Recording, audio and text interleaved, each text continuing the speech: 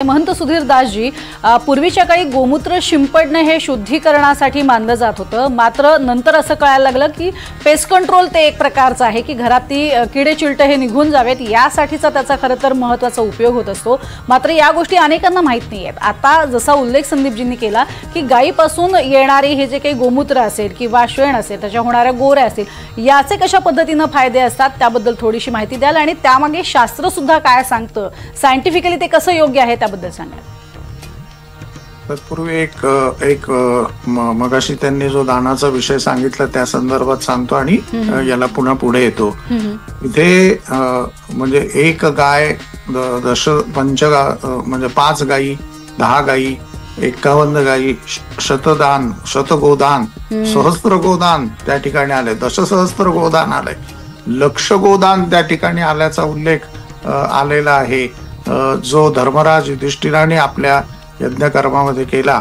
आणि सरांनी जे सांगितलं तर तिला दान करीत असताना सुवर्ण शृंगी बर का, तिचे जे शृंग आहेत म्हणजे जे तिचे जे हे आहेत शृंग त्याला सोनं लावलेलं असावं, तिचे जे खूर आहेत ते चांदीचे असावे, ताम्रपृष्टी घंटा ग्रीवायाम तिथे चांदीची घंटा त्या ठिकाणी सांगितलेली आहे, मुक्ता इत्यादी सगळे जे रत्न इत्यादी आलेले आहेत ते त्याचा देखील एक हार त्या ठिकाणी सांगितलाय।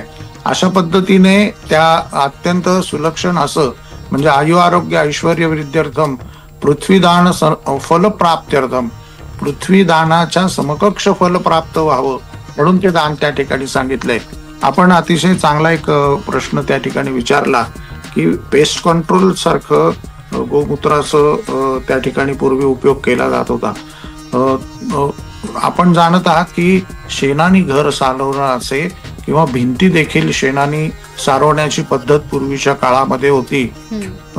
ज्या ठिकाणी रेडिएशन्स जे आहेत, जे किरणोत्सर्ग त्या ठिकाणी ज्या ठिकाणी होतो त्या ठिकाणी ज्या शेणाने सारवलेल्या भिंती आहेत त्यातनं किरणोत्सर्गाची जी रेडिएशन्स आहेत ती आतमध्ये येत नाही, हे शास्त्रीय दृष्ट्या मात्र निश्चितच प्रूव्ह झालेलं आहे। याचे सायन्स रिपोर्ट मध्ये अनेक रिपोर्ट प्रसिद्ध झालेले आहेत। तर हा उपयोग आपल्या लोकांना माहित होता हे लक्षात घ्या। त्यामुळे या पंचगव्य प्राशनाचे विधी शरीर शुद्ध्यर्थ जे आलेत तर ते पंचगव्य जर आपण प्राशन केलं तर माझा स्वतःचा असा एक हे आहे की अत्यंत दैवी असा उत्साह जो काही अन्य गोष्टीमधनं आपल्याला मिळू शकत नाही तो उत्साह त्या ठिकाणी प्राप्त होतो। आयुर्वेदात तर गोमूत्राचे 100 प्रयोग सांगितलेले आहेत। तर हा सगळा विज्ञाननिष्ठ एक प्रयोग आपल्याकडे करून त्याचं एक्सपेरिमेंट झालेलं होतं आणि मग ते प्रत्यक्ष वास्तविक पाहता कृतीमध्ये आलेलं आहे। आज लोकांच्या दृष्टीने तो एक चेष्टेचा विषय आहे की अरे हा काय गोमूत्र प्राशन करतो, अरे हे हिंदू काय गोमूत्र प्राशन करणारे आहेत। परंतु आपल्या ऋषींनी त्या मुनींनी सर्व वैद्यांनी जे प्राचीन ज्याला सुश्रुतासारखे सगळे मोठे मोठे जे आयुर्वेदाचं प्रतिपादन करणारा जो आपला आयुर्वेद आहे ज्याला ऋग्वेदाचा उपवेद त्या ठिकाणी मांडलाय, हा संपूर्ण गोमातेच्या विविध जसं गोऱ्या देखील आहे तर याच्यावरती हवन केलं असता दोष उत्पन्न होत नाही।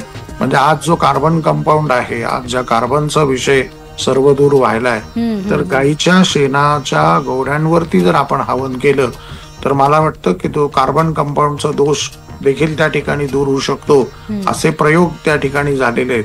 तर हा विविध पैलू, या विविध पैलूंचे विविध उपयोग म्हणजे गोवंशाच्या गोधनाचे, अगदी गाय मग ती कुठली सांगितली हायब्रिड आज सगळीकडे गायी आलेल्या आहेत प्रचंड प्रमाणावरती, त्याचं तुम्ही शेण बघा आणि ज्या आपल्या देशी गायी आहेत त्यांचं शेण बघा, त्याचा असा त्याला पो म्हटलंय, तो पो पडलेला असो, त्याची जी गौरी येते ती नैसर्गिकरित्या तयार होणारी ती रानशेणी गौरी असंच तिला म्हटलंय ती त्या। आणि जे हायब्रिड गायी आहेत यांचं सगळं जे शेण आहे ते बघा एक पातळ शेण असं काहीतरी घाणेरडं आणि त्याला दुर्गंधी असते महाभयंकर।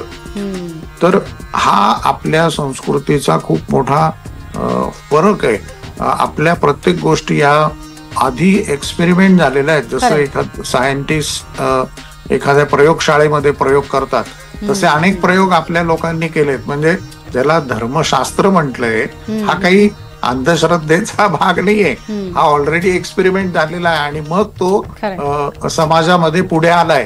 तर आपण त्याच्यावरती विचार करावा, आपल्याला जे योग्य आहे ते आपण घ्यावं आणि समाजामध्ये एक उत्कृष्टरित्या आपण एक हिंदू म्हणून का आपण आपले विषय पुढे मांडायचे नाही, का आपले विषय आपण पुढे घेऊन आपल्या सणवाराचं महत्व हे समाजामध्ये नवीन पिढीला समजलं पाहिजे. नक्कीच. असंच आपलं आचरण हा आपला प्रयत्न आहे की